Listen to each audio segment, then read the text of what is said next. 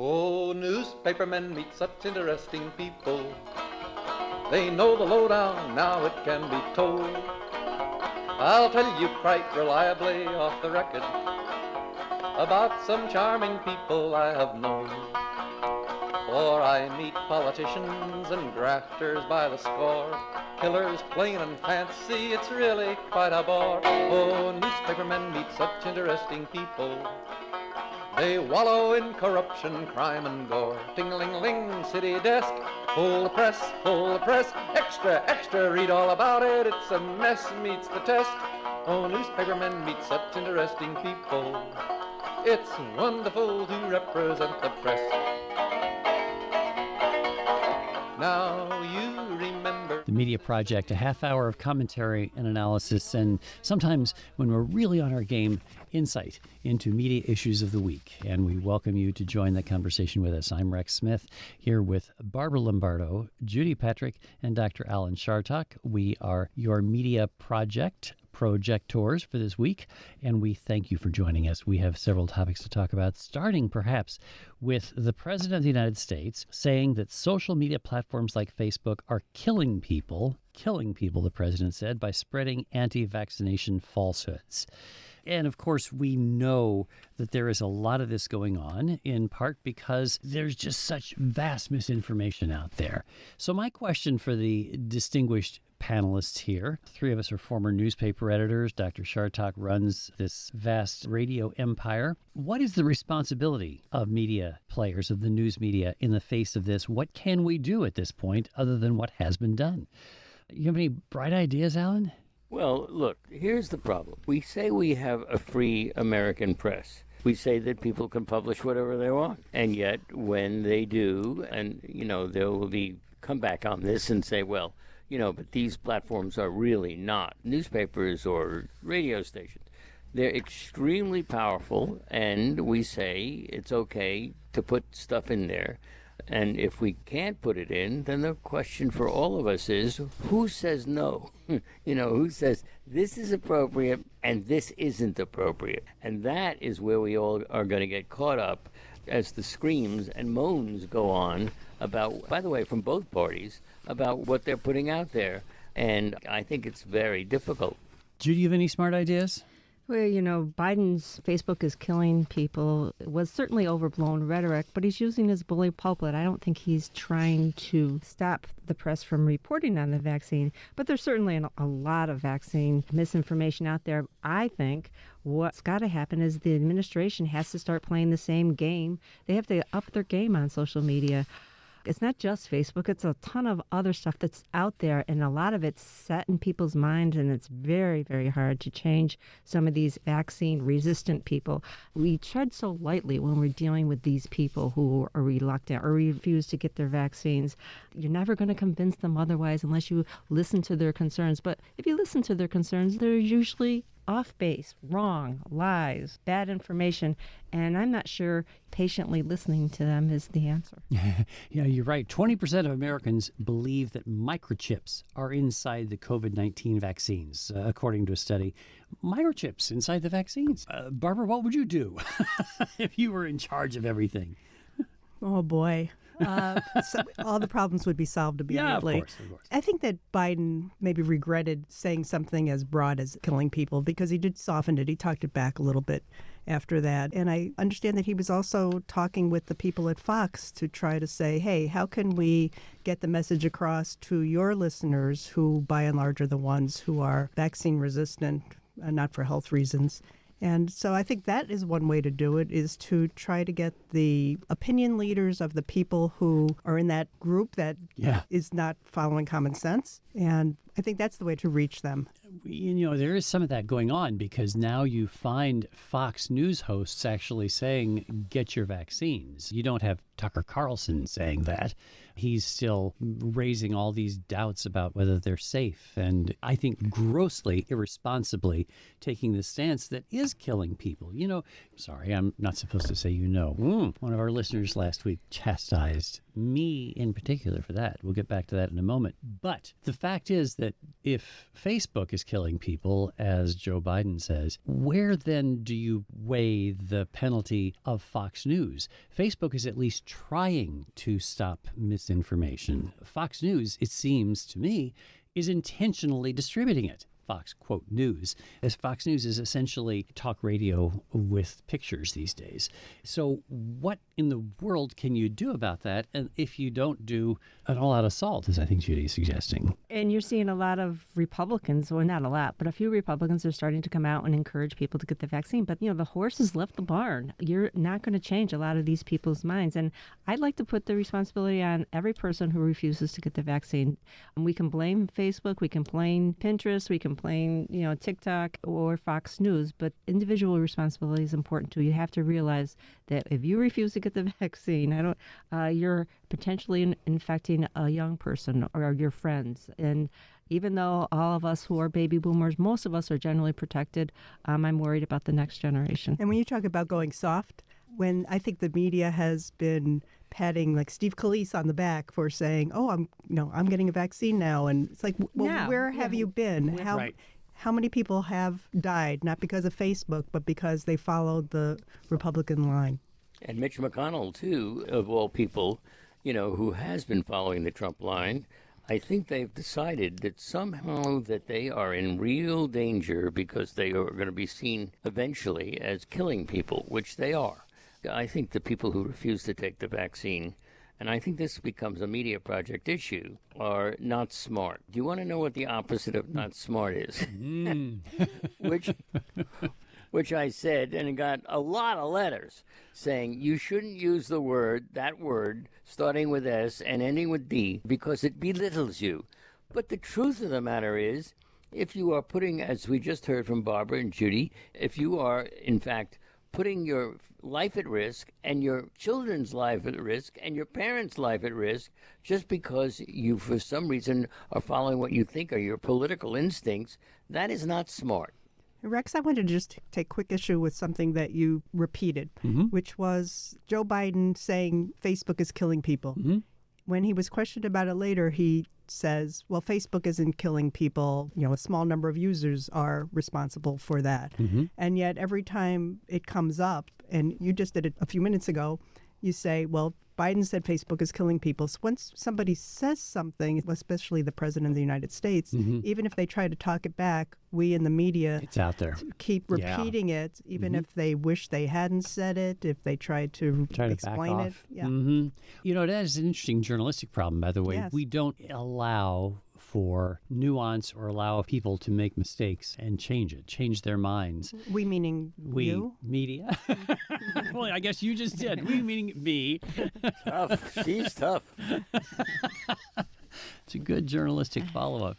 But that is true. Once a quotation is out there, it gets repeated over and over. And even while some of us say, well, we believe in nuance in journalism, I've said that 1,000 times in public settings, but in fact, it's hard to not capitalize on these good quotes that are a little bit stubbed toes, aren't they? Good description of it. Well, I don't know. Trump said that the press is the enemy of the people. And I keep repeating that because I think even if he takes it back, even if he says, well, I wish he hasn't, by the way. Right, he hasn't taken it back, so it doesn't matter. No, well, let's assume he had, just for a second. It wouldn't matter. We know he meant it.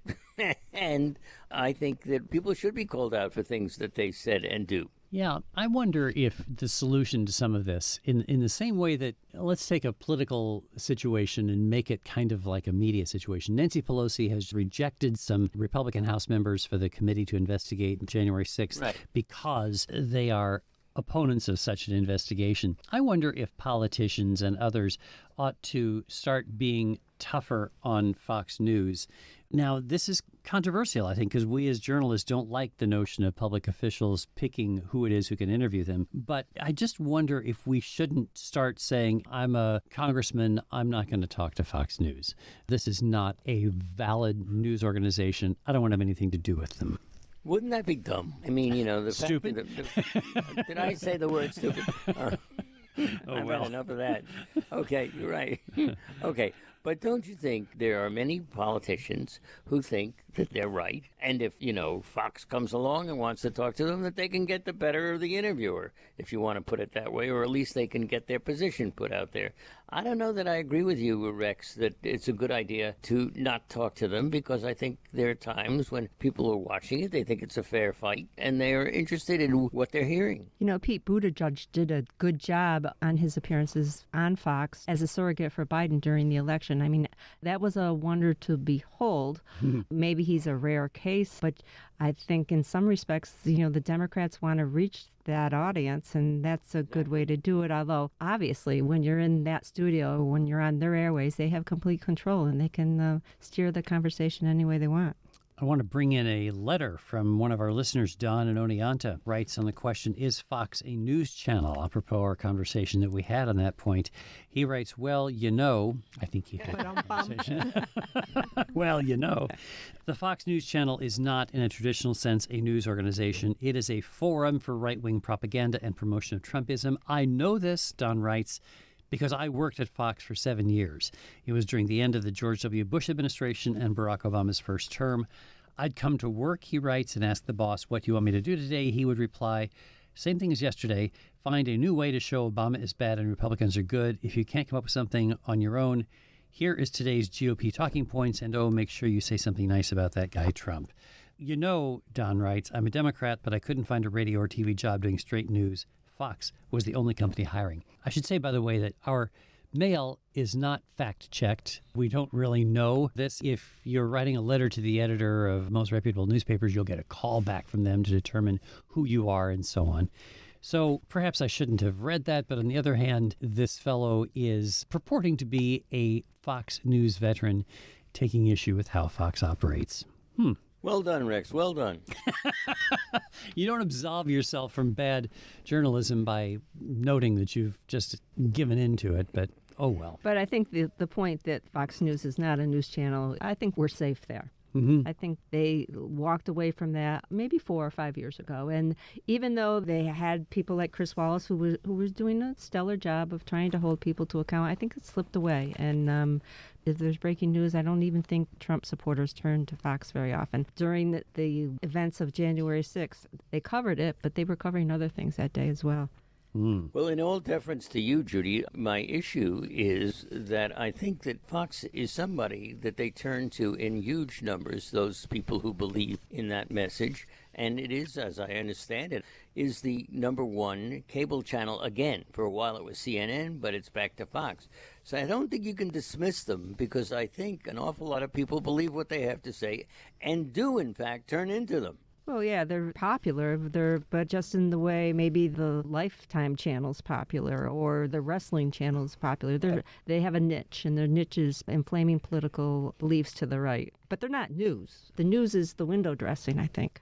And they're killing people. And they're killing. You say that, but a lot of the people who listen don't say it, and who think that they have the answer. And if you want to know about things, you go to Fox. And Fox has a small problem, and that is there will be others who would take their place as the head of the Blue Meanie Association. The what? And the Blue Meanie? The Blue Meanie, in other words, the right-wingers. Oh, okay. And so if they don't watch their step, they lose economically in every other way. I'm not defending them. I don't think they deserve it. And I'm with you on this. But I do think they are a potent force in American politics. No doubt. By the way, if you would like listeners to be a part of the conversation the way Don of Oneonta just was, send us your thoughts, media@wamc.org. Alan Chartock, Judy Patrick, I started to say Rosemary Armeo. Rosemary is not here. Barbara Lombardo. Lombardo Armeo, Hello. it's all that kind of... Oh, boy. Oh, at the end of the week. Yeah. Don't dig yourself into a hole. Exactly. Well, when you have a name like Smith, you don't have much of an opportunity to establish yourself outside anything other than the ordinary. We used to say, by the way, that the name Smith was not a common name. It was a popular name. Smith said that. Smith. Did you feel better about that? Thank you very much. Jeff Bezos, the owner of the Washington Post, traveled to the edge of space in a rocket owned by Blue Origin, his space company. Any thoughts on the coverage of Jeff Bezos' little flight into space? I loved the coverage of the 82-year-old astronaut who finally got to go into space. I'm a little embarrassed by the fawning of the press for this gimmick, and yet it was kind of fun.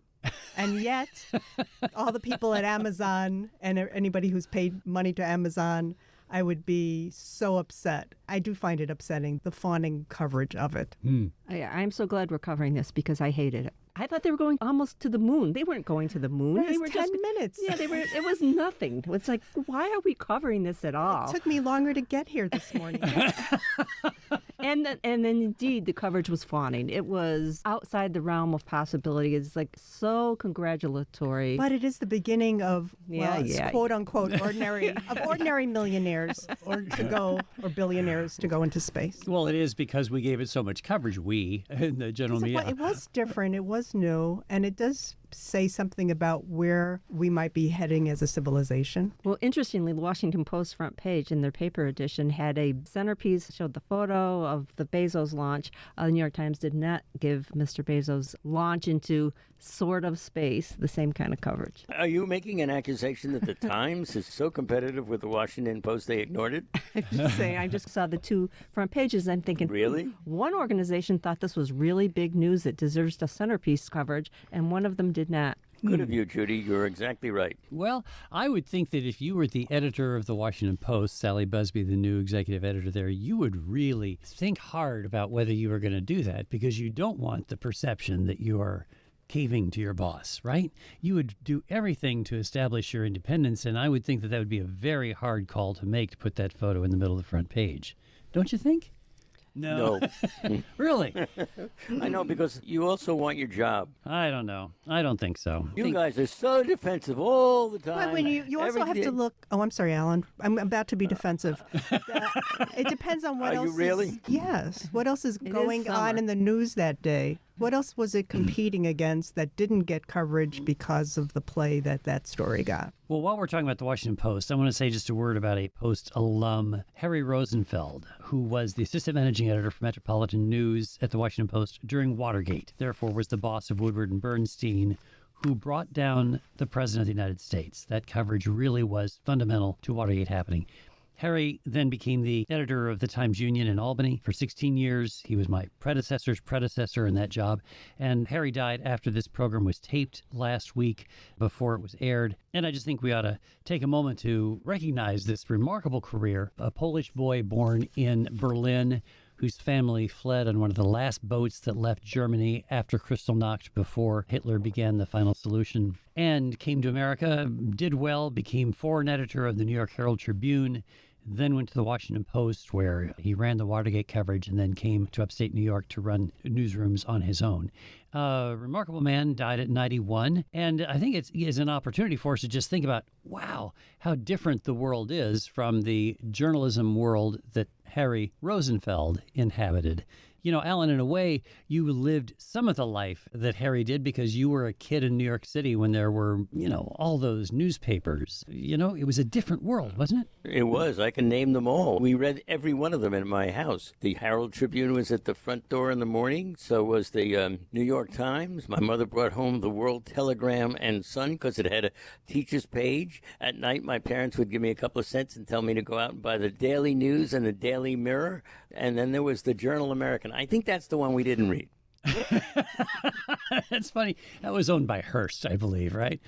You know, I did. Now I know why. I didn't know Harry, but one of the things that I so enjoyed about reading about him in his Watergate coverage is he stood up for the reporters who initially discovered it when they wanted to give the story away to maybe more seasoned reporters or more reporters who had higher profile in the newsroom. He said, no, keep it with these guys. These guys are hungry. And former reporter, I love that an editor would stick up for a young reporter and give them the chance to make the story. And they did. That reminds me of Paul Grondel had a lovely piece about him in the Times-Union the other day and talked about his personal experience with Harry Rosenfeld and how Harry gave him a chance. So Harry saw promise in this young person who did not have formal journalism training, but he had the innards for it. He had the intuition and the guts and the desire and gave him a chance. And he did what I used to do hiring people, saying, like, can you play softball? How are you at second base? He said That's how you guys did it. Too. That's how you guys did it. But yeah, he Absolutely. protected his reporters and understood why they were so important. Alan Grondal eventually, of course, became the most honored Times-Union reporters and traveled to 5 continents as a journalist. Well, Harry was always gracious and kind. As my predecessor, we would have a lot of conversations about how different things are. I remember him saying to me fairly early in my tenure as editor of the Times-Union, he said, you know, it's always been a difficult job being the editor of the newspaper. He said, but at least when I came to work, I knew what my job was. You probably don't know what your job is from one day to the next. And I think that has been true. As we sit here in this room with some former newspaper editors, think of how those days when you weren't sure exactly, well, what am I supposed to be doing digitally versus print? How do we balance the needs of these different readers? How do we shuffle the staff to meet all of the competing needs, the shrinking, ever-shrinking staff? It's a challenging environment that Harry recognized had changed a lot, and I appreciate the grace that he brought to it. I thought it was very cool to have somebody from the Watergate investigation in our region Yeah. as an editor. Yep, quite something. Anyway, we were very grateful for the impact of Harry Rosenfeld in this community and think that the times that have changed are certainly among us. You know, I'm sorry, David, I do still say, you know. I've got to stop that now. I think it's charming, and I think you ought to continue to say it, Rex. I should get one of those cattle prods and I'll just poke him whenever I hear it because I'm right next to him. Nah, why? I mean, you know, each of us have our little ticks, and I think it's charming to have Rex say, you know. Our ticks. Because, yeah, our little ticks. The Toastmasters Club International has a person at each of their meetings called the meter. In Toastmasters, you're taught, apparently, how to speak. I know this because when I was a high school student, I had to speak to all the social clubs in my little city of Rapid City, South Dakota.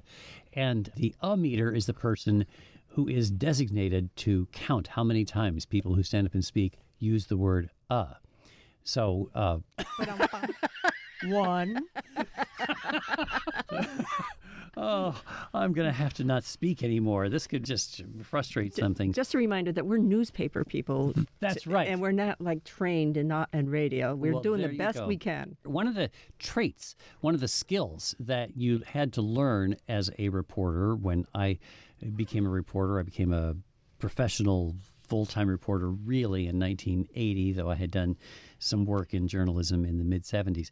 But you had to dictate a story. You had to be able to focus thoughts in your head, put a dime, initially a quarter, in the payphone, and call you to the desk and dictate what was going on, including period, paragraph before the next paragraph, and so on. You had to actually dictate your punctuation even. If you were lucky, you had a good rewrite person who could make it better as she or he was taking dictation. But that dictation skill is something that I was glad to have learned when I got to the Times-Union job and found myself, well, even before that, when I found myself on this radio show and realized I had to talk without having a typewriter in front of me, which is hard. Alan, what do you think about this? Press freedom in the United States, it says here, according to the former editor-in-chief of Reuters, who is writing about it, press freedom in the United States just got its biggest boost in years with the Department of Justice's new policy limiting its own power to seize records and notes from journalists. So this is the question. Merrick Garland has done this as Attorney General, removing the threat that notes might be seized from journalists. Does this not establish a multi-tiered system, or at least a special class of people called journalists who are somewhat insulated from the kind of enforcement of record keeping, let's say, or secrets that otherwise a government would have. You think that you're okay with that? Rex, I'm glad you called on me. The answer to this is that all presidents had real difficulties with leaks in their administration. That included Obama, Trump, and the present president, I am sure. Nevertheless, every time you try to clear that up by going after them, you get into real trouble. So they lose nothing by taking the position that this isn't right, especially when their predecessor was known to be hell on wheels when it came to that. So there I go, and There you go again. yeah, right. So I think it's obviously a political move. Whether they stick with it is something that we'll have to see. Yeah, this arises because back in the spring, the Justice Department notified CNN, the New York Times, and the Washington Post that the Trump administration had authorized the secret seizure of 8 reporters' phone and email logs as part of a national security leaks investigation. And President Biden said this is wrong. So the question is, are there ever times when the government is right to seek the notes from the news media and to try to seize that stuff? Hey, journalists are a special class of people, just to answer the original question, because they hold government to an account in a way that the average citizen doesn't. I think this is a good first step, but they need to pass a law establishing this, because the next president could just reverse course. I think this is an important protection to offer the public, because without people leaking information, you wouldn't have had the Pentagon Papers, you wouldn't have had all sorts of important information the government's trying to hold secret, not for the public benefit, but for their own personal benefit. So I'm all in favor of it. All right. Very quickly, being the troublemaker I am, Rex and Judy and Barbara, the question for each of you is, if somebody gave away important newsroom information from your newspaper, would you have been angry? Sure, but I'm not the government, so... Yeah, I don't tax Oh, people okay. or put them in jail. Yeah, too bad. Hey, we could. It would be fun, huh? All right. That is all we have time for with Judy's final assessment that journalists are, in fact, different. Yes. We are the Media Project. We are Barbara Lombardo and Judy Patrick and Alan Chartock, and I'm Rex Smith, with gratitude to our great producer, David Gustina, and to you all for joining us this week on the Media Project. They all got tired of patches on their pants. They organized a union to get a living wage. They joined with other actors upon a living stage. Now newspapermen are such interesting people when they know they've got a people's fight. The Media Project is a production of WAMC Northeast Public Radio. Alan Chartock is CEO of WAMC, Professor Emeritus at the State University of New York, commentator, columnist, and author. Rex Smith is the former editor of the Albany Times-Union. Judy Patrick is the Vice President for Editorial Development for the New York Press Association. And Barbara Lombardo is a journalism professor at the University at Albany and former executive editor of the Saratogian and the Troy Record. You can listen to or podcast The Media Project anytime at WAMC.org, or just download the WAMC app for your iPhone or Android at the Play Store today. Thanks for listening. Go to working folks for readers and to big shots for their dough. Now publishers are such interesting people. It could be prostitution, I don't know. Ting-a-ling-a-ling, circulation, ting-a-ling-a-ling, advertising, get those readers, get that payoff. What a headache, what a mess. Oh, publishers are such interesting people. Let's give 3 cheers for freedom of the press.